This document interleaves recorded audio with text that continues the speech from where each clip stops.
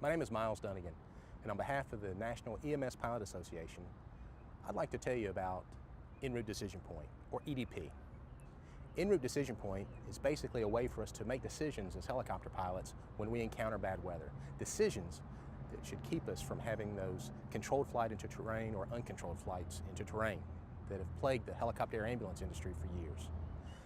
As a helicopter air ambulance pilot, this is a scenario that you will either encounter or you already have.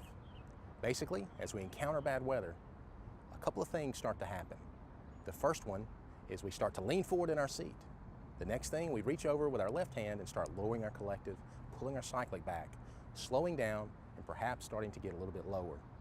Enroute Decision Point gives us trigger points that if we descend or if we decelerate to a certain number, it's automatically time for us to turn around and head back to base. Option number one, just that.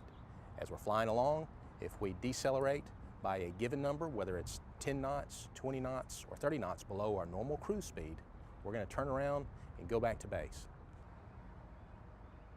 Option two, land right there.